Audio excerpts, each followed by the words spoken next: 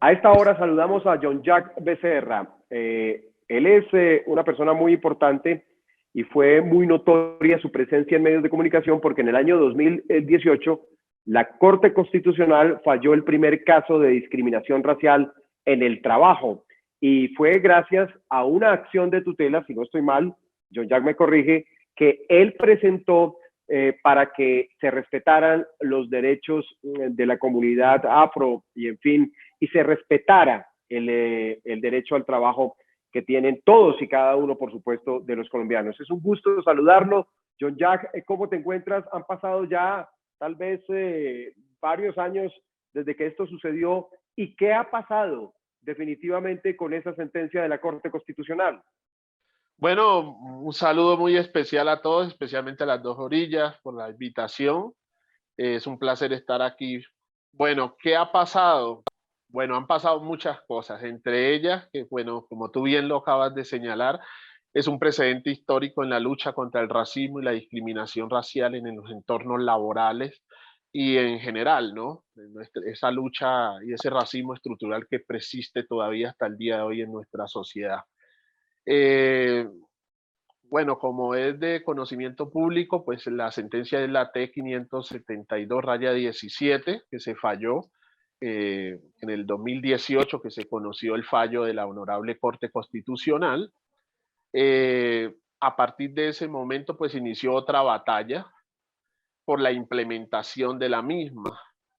Gracias al apoyo de justicia, el observatorio y todo lo que se ha venido batallando, porque ha sido una batalla realmente. Sin embargo, ¿qué pasó?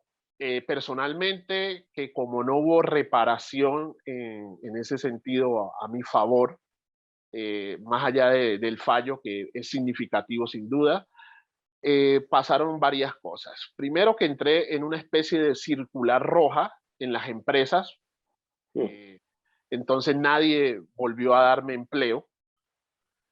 Quedó Eh, vetado. Quedé vetado en el sector privado. O sea, en el sector privado hasta el día de hoy, estamos en el 2022. O sea, vamos a cumplir Sí, 4 años del fallo. 4 años. En el 2017, cuando uno de los diarios más importantes del país reseñó la situación que estaba pasando con mi caso, el empleador que tenía en ese momento me despidió. A partir de ese momento inició un calvario que continúa hasta el día de hoy, persiste, y es que ninguna empresa me da empleo. Consideran que soy una persona Increíble. problemática y no se dimensiona la realidad de la problemática racial que vivimos las personas negras afrocolombianas en Colombia. Es lamentable y pues aquí en Bogotá hasta el día de hoy estoy vetado, es lo que te puedo decir que es lo que ha pasado. Es decir, John Jack, cuando usted va y busca empleo o pasas hojas de vida, ¿tú qué haces? ¿A qué te dedicas? ¿Qué sabes hacer? ¿Cuál es tu oficio? Mira, yo soy del área de prácticamente auxiliar administrativo. ¿Qué pasa? Sí, En el 2018, cuando yo estoy en esto, ya en el 2017, como dije anteriormente, ya me habían despedido, ¿sí? Era un contrato por una empresa temporal eh, que me habían contratado. Entonces sucedió que cuando ellos vieron la noticia y esta vaina, pues como se estaba dando, eh, era un contrato fácil de romper y lo deshicieron. Yo empecé a seguir buscando trabajo. Yo sí. era consciente que algo estaba pasando. No lo había confirmado, pero era extraño, ¿no? Que anteriormente me demoraba más para conseguir trabajo, es cierto, pero esta vez la cosa estaba más tensa, Más dura. había más dificultad y Sí, tenía como esa intuición de que era por mi acción antirracista, ¿no? Judicial. sí. Eh, Vino un hermano que se llama Jesús Carabalí, un profesor, amigo, Ujú, aliado de la causa, de que él es de Buenaventura, y él me trajo, yo lo fui a acompañar a una agencia de cooperación, que él sí. venía a hacer una vuelta para hacer unos estudios en Europa, ¿no? Él es profesor. y él le comentó a la persona donde él fue, le dijo, mira, él está en esta situación, bueno, es de la hermandad, que siempre ha sido un sí, aliado, y esta persona dijo, no, pues nosotros tenemos unos convenios con la agencia de empleo pública, ¿no? Y me enviaron sí, a esa agencia de empleo pública. Ese funcionario de esa agencia de cooperación le explicó la situación a la funcionaria. Ella le dijo, envíamelo. sí, Cuando yo llegué, nos separamos en el camino con el profe Jesús.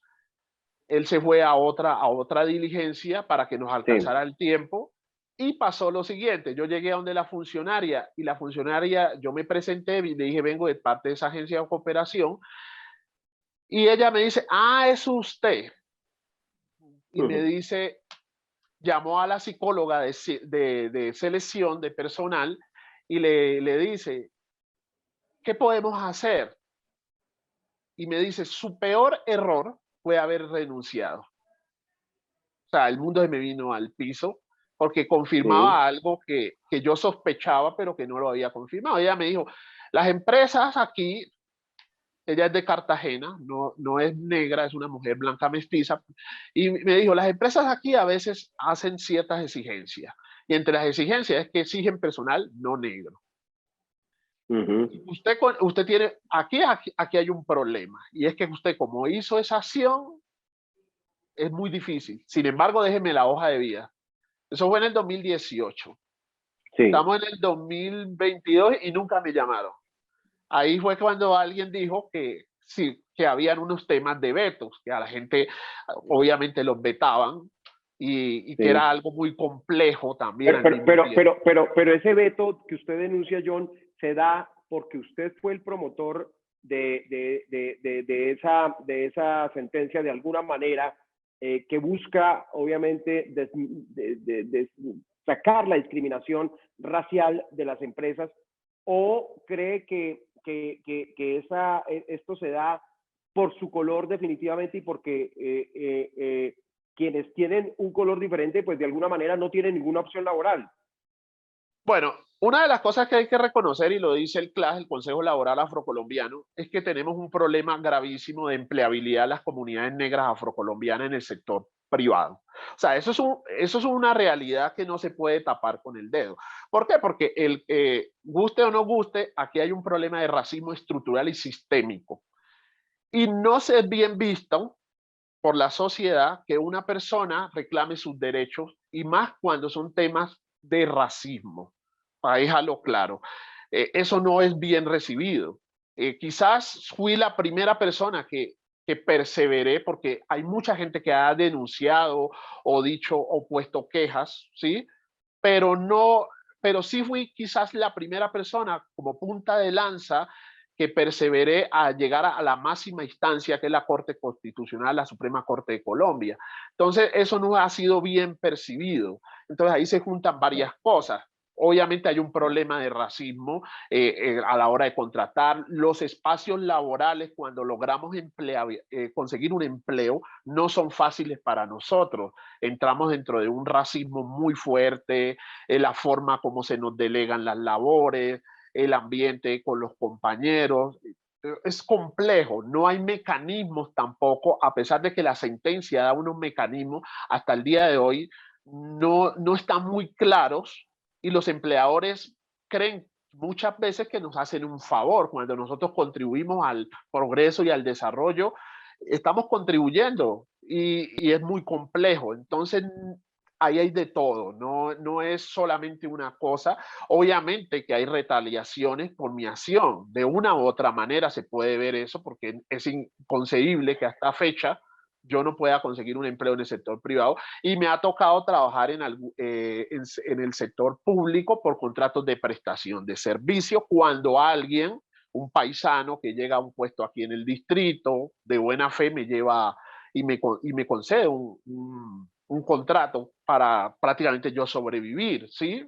Pero es una Sí. situación muy compleja porque la afectación psicológica, económica, etcétera, etcétera, pues es complejamente, muy compleja. Eh, Uno podría decir entonces, John, que esa sentencia, ese fallo, que fue del primer caso de discriminación racial en el trabajo y que sentó ese precedente legal y que obliga a las empresas de alguna manera a combatir la discriminación racial, pues no se está cumpliendo y quedó como un grito a la bandera y nada más. Mira, eso que acabas de decir es muy importante resaltarlo, porque aquí en Colombia, desde la Constitución de 1991, donde se empiezan a abordar ciertos temas, luego viene la Ley 70 del 93, en el 2011, si mal no estoy, se penalizó el racismo con la Ley 1482. Sin embargo, estos mecanismos y que se han incorporado a la justicia de una u otra manera para combatir el racismo no han sido bien elaborados porque existe una miopía frente a la problemática racial en el país. Es decir, no se interpreta realmente lo que realmente es el racismo por muchas cosas. Entonces, hay legislaciones, hay normatividades que no se están aplicando correctamente o se ignoran. Entonces, no existe esa voluntad de combatir ese racismo. Vemos los reportes del año pasado de la misma Fiscalía General de la Nación respecto a la problemática penal, donde ahí hay unos encuellos. En mi caso, por ejemplo, en la parte penal fue archivado, a pesar de que la Honorable Corte se pronuncia dándome la razón. Entonces, ahí hay unos problemas de voluntad y persiste el racismo, porque de una u otra manera la administración de la justicia también está permeada de este problema. Pues es muy triste tener que reconocer que a pesar de que la Corte Constitucional sienta precedentes, obliga a las empresas, la situación siga tal cual. El caso suyo pues es uno seguramente entre muchísimos que se presentan, pero también a veces, John, y se lo digo con todo cariño y respeto, uno ve que ustedes, que la población racial de alguna manera tiene opciones. Los vemos en el deporte, los vemos en la música, los vemos en las artes, incluso ahora que estamos en plenas campañas electorales, vemos que los candidatos a la vicepresidencia, creo que por primera vez tenemos tres afros en la posibilidad de llegar a ser vicepresidentes. Entonces, hay unas cosas deficientes, por supuesto, y que son evidentes, pero otras donde también hay, digamos, que un posicionamiento y ha cambiado un poco, uno lo ve incluso en la sociedad, ¿o no lo percibe usted? Lo que pasa, este tema de la representatividad que tú hablas, hay que mirarlo con mucho cuidado, porque hay unos contextos, ¿no? Y esos contextos hay que revisarlos bien. Sí es cierto que en Colombia, y tú lo acabas de decir, que en los últimos gobiernos han habido ministros, etcétera, etcétera. Realmente la representatividad resuelve problemas a algunas personas de las que tú acabas de decir, ¿cierto? Pero el grueso de la población negra afrocolombiana, raizal y palenquera sigue viviendo en situaciones bastante desiguales en el país. ¿Por qué? Porque no se han hecho acciones concretas para atacar esas problemáticas. Es decir, se requieren políticas públicas serias en la materia de la empleabilidad, de salud y otros asuntos que son estructurales en el país.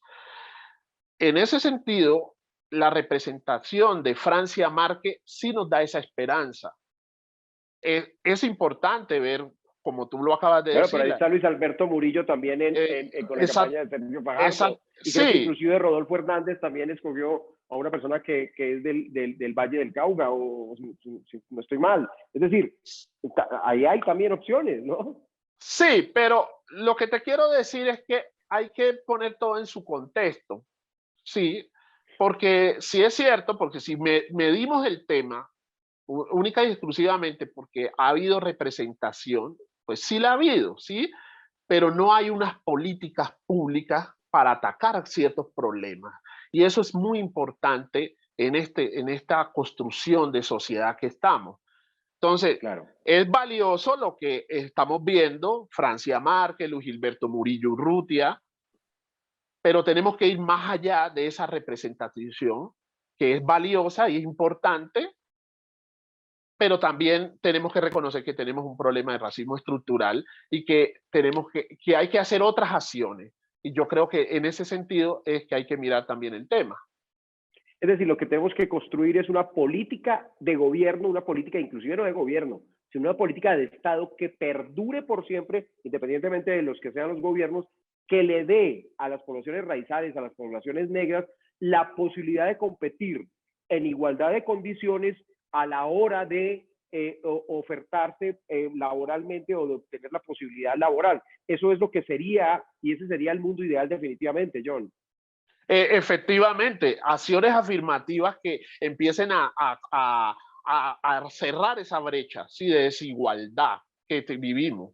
Y esa posibilidad, claro, cuando vemos dos candidatos con muchas opciones, como es bueno, Luis Gilberto Murillo Urrutia, pero lo que representa Francia Márquez también, que Francia Márquez es una mujer negra que yo la distingo, que viene de abajo y de las bases de la lucha del pueblo negro social, de esa lucha. Entonces eso, pues claro que genera esperanza y es lo que se requiere, una políticas públicas, acciones afirmativas serias, que realmente cierren esas brechas de desigualdad en el país.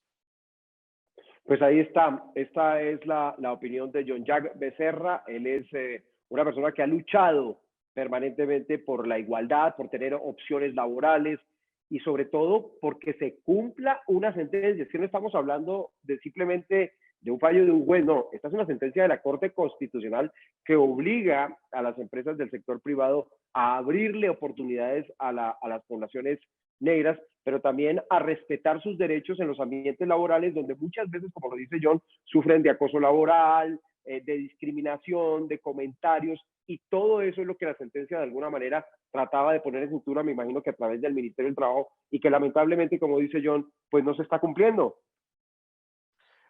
Efectivamente, de hecho, hace la semana pasada, una amiga que es activista afro, es abogada, me preguntaba por la ruta, porque se supone que la sentencia habla de implementar una ruta de atención a estos temas, y nos tocó hacer un derecho de petición y pasarlo al ministerio preguntándole cómo va eso, porque mucha gente afro, porque sí, yo soy la cara visible, el que he estado ahí frente, Sí. hay muchas personas que también han sufrido y han pasado por esta misma situación y se han acercado, pero no pasa nada, porque ¿No hubo realmente respuesta, no hay, no hubo respuesta del ministerio? bueno, ellos todavía están en el tiempo de respuesta, porque realmente lo que necesitamos es una respuesta concreta. La ruta quedó así, así se la atención, esto quedó establecido así, porque realmente necesitamos que nos garanticen nuestros derechos fundamentales. Por supuesto, como lo tienen todos y como lo deben tener todos y cada uno de los colombianos. Joyan, gracias por esta entrevista, deseamos la mejor de las suertes y ojalá esa sentencia de la Corte Constitucional se aplique y ustedes, como todos, podamos tener opciones laborales en este país. Bueno, muchísimas gracias por la invitación y bueno, a la orden.